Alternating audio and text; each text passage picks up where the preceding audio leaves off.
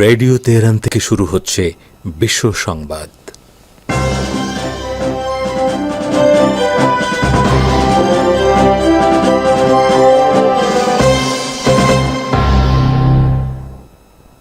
শুরুতেই সংবাদ শিরোনাম।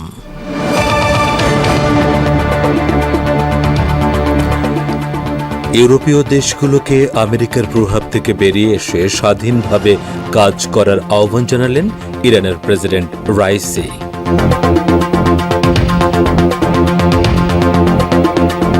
পশ্চিম তীরে ১৩০০ বসতি নির্মাণ করবে বলে ইহুদিবাদী ইসরায়েলের ঘোষণা, আরব লীগের তীব্র নিন্দা।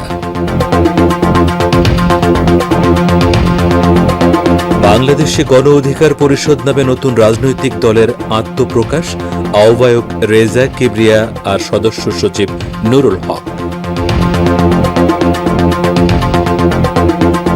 এবং বাংলাদেশের সাম্প্রদায়িক সমস্যাকে বিজেপি অপব্যবহারের চেষ্টা করছে বলে অভিযোগ করেছেন তৃণমূল নেতা অভিষেক বন্দ্যোপাধ্যায়।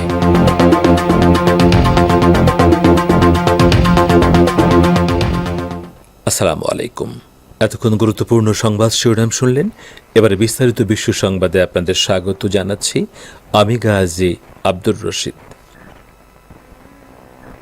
ইউরোপীয় দেশগুলোকে আমেরিকার প্রভাব থেকে বেরিয়ে এসে স্বাধীনভাবে কাজ করার আহ্বান জানিয়েছেন ইরানের প্রেসিডেন্ট সাইয়েদ ইব্রাহিম রাইসি। তিনি বলেছেন, ইউরোপীয় দেশগুলো যেন এমন আচরণ না করে যাতে আমেরিকা ইউরোপকে তার খোলা আঙিনা মনে করতে পারে। তেহরানে বেলজিয়ামের নবনিযুক্ত রাষ্ট্রদূত জিয়ানমার কুরিৎজো সোমবার প্রেসিডেন্ট রাইসির কাছে তার পরিচয়পত্র পেশ করতে গেলে তিনি এ আহ্বান জানান। বেলজিয়ামের রাজধানী ব্রাসেলসে ইউরোপীয় ইউনিয়ন বা ইউ এর সদর দপ্তর অবস্থিত। বেলজিয়ামের সঙ্গে ইরানের বন্ধুত্বপূর্ণ সম্পর্কের কথা উল্লেখ করে ইব্রাহিম রাইসি বলেন, বেলজিয়াম ও ইউরোপের সঙ্গে ইরান অর্থনৈতিক ও বাণিজ্যিক সম্পর্ক শক্তিশালী করতে চায়, তবে তা হতে হবে আমেরিকার মতো বহিঃশক্তির প্রভাবমুক্ত। ইরানের প্রেসিডেন্ট বলেন, তার দেশ সবসময় সকল ক্ষেত্রে নিজের প্রতিশ্রুতি রক্ষা করেছে, কিন্তু ইউরোপীয় দেশগুলো আমেরিকার কারণে পরমাণু সমঝোতায় নিজেদের দেয়া প্রতিশ্রুতি রক্ষা করতে পারেনি। রাইসি বলেন, পরমাণু সমঝোতা বা অন্য যে কোনো বিষয়ে আমেরিকা যেন ইউরোপকে নিজের খোলা আঙিনা মনে করতে না পারে, সে ব্যাপারে ইউরোপীয় দেশগুলোকে সতর্ক থাকতে হবে। ইসলামী প্রজাতন্ত্র ইরানের বেসামরিক প্রতিরক্ষা সংস্থার প্রধান ব্রিগেডিয়ার জেনারেল গোলাম রেজা জালালি বলেছেন, বর্তমানে মার্কিন যুক্তরাষ্ট্র ও ইহুদিবাদী ইসরায়েল সবচেয়ে দুর্বল অবস্থানে রয়েছে এবং তারা অসংলগ্ন হয়ে পড়েছে। বেসামরিক প্রতিরক্ষা সপ্তাহ উপলক্ষে এক সংবাদ সম্মেলনে তিনি আজ কথা বলেছেন।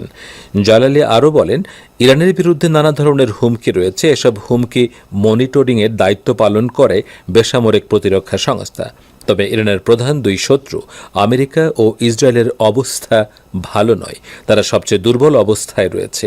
আমেরিকায় ডোনাল্ড ট্রাম্প এবং ইসরায়েলের নেতানিয়াহুর পরাজয়ের পর তাদের অসংলগ্ন অবস্থার বিষয়টি স্পষ্ট হয়েছে।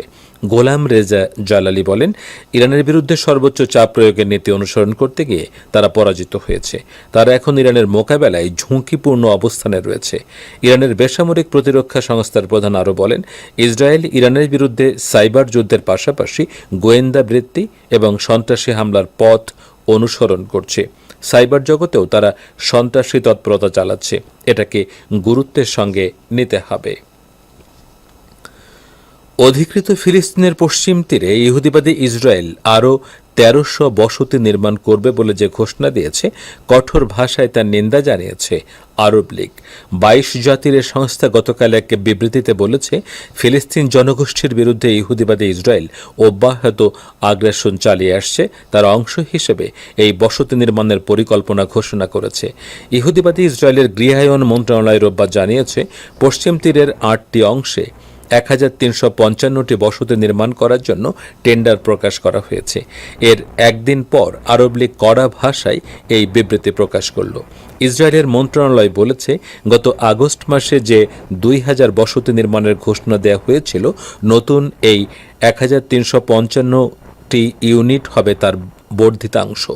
পশ্চিম তীরে অবৈধ ইহুদি বসতি স্থাপনকারীরা এসব ইউনিটে বসবাসের সুযোগ পাবে।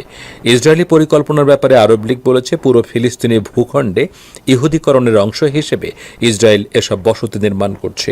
এর ফলে পূর্ব বায়তুল মোকাদ্দেসকে রাজধানী করে ভবিষ্যতে স্বাধীন ফিলিস্তিন রাষ্ট্র গঠনের মাধ্যমে সংকট সমাধানের আশা ক্ষীণ হয়ে আসছে বলেও বিবৃতিতে উল্লেখ করা হয়েছে। সিরিয়ার দক্ষিণ পশ্চিমাঞ্চলীয় দারা প্রদেশে ইহুদিবাদী ইসরায়েল সর্বশেষ যে আগ্রাসন চালিয়েছে তার কঠোর নিন্দা জানিয়ে দামেস্ক সরকার বলেছে, অনুগত সন্ত্রাসীদের স্বার্থ রক্ষা এবং তাদের প্রতি সমর্থন দেওয়ার অংশ হিসেবে তেল আবিব এই আগ্রাসন চালিয়েছে। গত আগস্ট মাসে সই হওয়া একটি চুক্তির আওতায় সিরিয়ার সেনারা দারা প্রদেশের আল হারাক শহর এবং এর আশপাশের এলাকায় সন্ত্রাসীদের বিরুদ্ধে পরিচ্ছন্ন অভিযান শুরুর একদিন পর ইহুদিবাদী সেনারা সেখানে হামলা চালায়। সিরিয়ার পররাষ্ট্র মন্ত্রণালয় এক বিবৃতিতে জানিয়েছে, আল হারাক শহর এবং তার আশপাশের এলাকায় যখন পরিচ্ছন্নতা অভিযান শেষে নিরাপত্তা ও স্থিতিশীলতা প্রতিষ্ঠার কাজ শুরু হয়েছিল, তখন ইহুদিবাদী ইসরায়েল সেখানে হেলিকপ্টার দিয়ে হামলা চালিয়েছে। সিরিয়ায় উগ্র সন্ত্রাসী গোষ্ঠীগুলোর চূড়ান্ত পতনের মুখে তাদের মনোবল চাঙ্গা রাখা এবং তাদের অবস্থান ধরে রাখার জন্য ইসরায়েল মরিহা হয়ে উঠেছে এবং তার অংশ হিসেবে সিরিয়ার ভূখণ্ডে বর্বরতা অব্যাহত রেখেছে। সিরিয়ার পররাষ্ট্র মন্ত্রণালয়ের বিবৃতিতে আরও বলা হয়েছে, ইসরায়েলের এই বর্বর আগ্রাসনের জবাব দেওয়ার অধিকার এবং ক্ষমতা দুটোই সিরিয়ার রয়েছে। আপনারা বিশ্ব সংবাদ শুনছেন রেডিও তেহরান থেকে, আর প্রচারিত হচ্ছে বাংলাদেশ ও ভারতে শর্টে 25 মিটার ব্যান্ডে এবং সৌদি আরবে 31 মিটার ব্যান্ডে, এছাড়া বিশ্বজুড়ে ইন্টারনেট ও স্যাটেলাইটে। বাংলাদেশে গণ অধিকার পরিষদ নামে নতুন একটি রাজনৈতিক দলের আত্মপ্রকাশ ঘটেছে।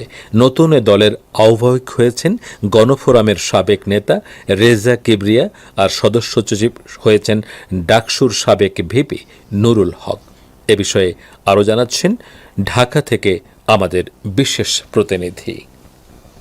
বাংলাদেশ গণ অধিকার পরিষদ নামে নতুন একটি রাজনৈতিক দলের আত্মপ্রকাশ ঘটেছে। নতুন এ দলের আহ্বায়ক হয়েছেন গণফোরামের সাবেক নেতা রেজা কিবরিয়া, আর সদস্য সচিব হয়েছেন ডাকসুর সাবেক ভিপি নুরুল হক। আজ মঙ্গলবার দুপুরে রাজধানীর পল্টনে দলটির কার্যালয়ে আনুষ্ঠানিকভাবে দলের নাম ঘোষণা করেন নুরুল হক। জনতার অধিকার আমাদের অঙ্গীকার এই স্লোগানকে সামনে রেখে যাত্রা শুরু করেছে বাংলাদেশ গণ অধিকার পরিষদ। দলের মূল নীতি ঠিক করা হয়েছে 4টি: গণতন্ত্র, ন্যায় বিচার, অধিকার ও জাতীয় স্বার্থ। এ সময় দলটির 83 সদস্য বিশিষ্ট আহ্বায়ক কমিটি ঘোষণা করা হয়। দলটির বিভিন্ন পদে ছাত্র, যুব, শ্রমিক অধিকার পরিষদের বর্তমান ও সাবেক নেতাদের অনেকেই স্থান পেয়েছেন। সংগঠনের পক্ষ থেকে বলা হয়েছে, দেশে একটি সুষ্ঠু ও নিরপেক্ষ নির্বাচন অনুষ্ঠানের দাবি আদায়ে স্বপক্ষকে নিয়ে রাজপথে আন্দোলন করতে চান দলটির শীর্ষস্থানীয় নেতারা। আগামী সংসদ নির্বাচনে দলটি 300 আসনেই প্রার্থী দেওয়ার কথা ভাবছে। নতুন দলের আহ্বায়ক রেজা কিবরিয়া সাবেক অর্থমন্ত্রী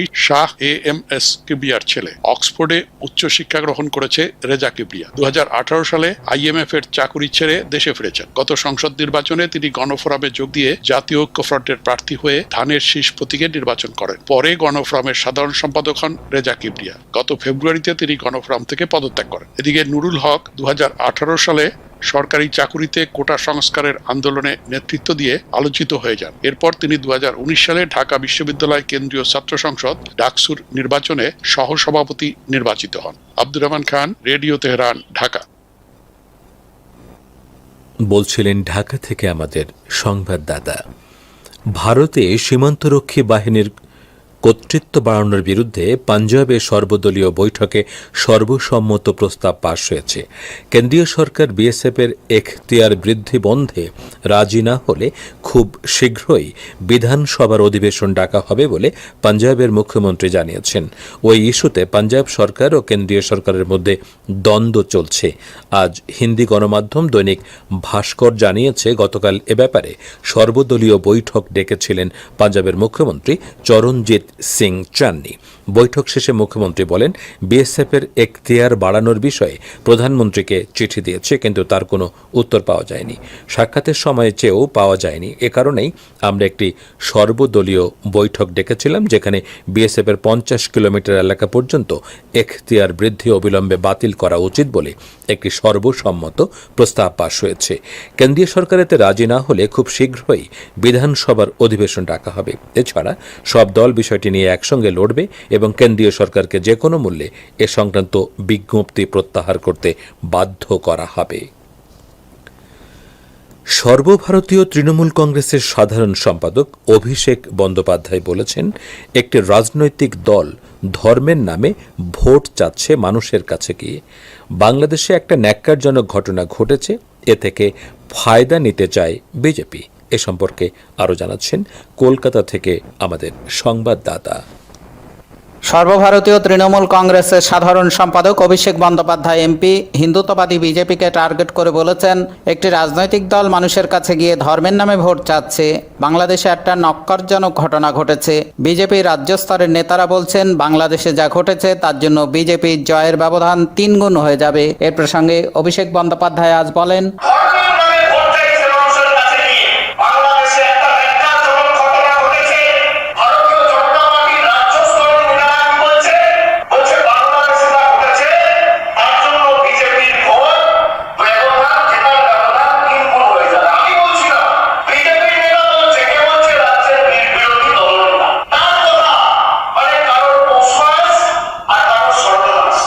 অভিষেক বন্দ্যোপাধ্যায় আজ মঙ্গলবার নদিয়া জেলার শান্তিপুরে এক নির্বাচনী সমাবেশে বক্তব্য রাখার আব্দুল হাকিম, রেডিও তেহরান, কলকাতা।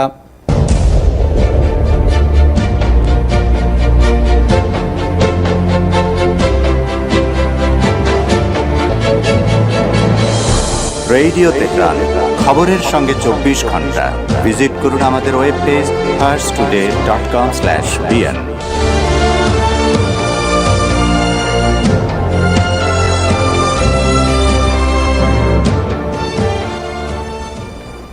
আবারও ফিরে এলাম রেডিও তেহরানের সান্ধ্য বিশ্ব সংবাদে। আমেরিকার বিভিন্ন ব্যাংকে আটকে পড়া আফগানিস্তানের বিপুল অঙ্কের অর্থ ছেড়ে দেওয়ার জন্য আবারও ওয়াশিংটনের প্রতি আহ্বান জানিয়েছেন পাকিস্তানের প্রধানমন্ত্রী ইমরান খান। তিনি সোমবার মার্কিন প্রেসিডেন্টের জলবায়ু পরিবর্তন বিষয়ক বিশেষ প্রতিনিধি জন কেরির সঙ্গে সাক্ষাতে এ আহ্বান জানান বলে পাক প্রধানমন্ত্রীর দপ্তর জানিয়েছে। সৌদি আরবে অনুষ্ঠানরত জলবায়ু বিষয়ক সম্মেলনের অবকাশে জন কেরির সঙ্গে বৈঠক করেন ইমরান খান। তিনি বলেন, আফগানিস্তানের জনগণের জীবনমান উন্নয়নের স্বার্থে দেশটির শত শত কোটি ডলার অর্থ ছেড়ে দেওয়া প্রয়োজন। ইমরান খান বলেন, পাকিস্তান সহ এ অঞ্চলের সকল দেশ একটি স্থিতিশীল আফগানিস্তান দেখতে চায়। পাক প্রধানমন্ত্রী বলেন, বিশ্ব শান্তি ও নিরাপত্তা রক্ষা করার স্বার্থে আফগানিস্তানের সম্ভাব্য মানবিক সংকট প্রতিহত ও দেশটিকে দেউলিয়া হয়ে যাওয়ার হাত থেকে রক্ষা করতে হবে। গত 15 আগস্ট তালেবান আফগানিস্তানের নিয়ন্ত্রণ গ্রহণ করার পর আমেরিকার ব্যাংকগুলোতে গচ্ছিত আফগানিস্তানের শত শত কোটি ডলার অর্থ ও বিপুল পরিমাণ স্বর্ণের রিজার্ভ জব্দ করে ওয়াশিংটন। আমেরিকার ইরান বিষয়ক বিশেষ প্রতিনিধি রবার্ট ম্যালি ইরানের সঙ্গে পাশ্চাত্যে স্বাক্ষরিত পরমাণু সমঝোতা সম্পর্কে নয়া দাবি উত্থাপন করেছেন।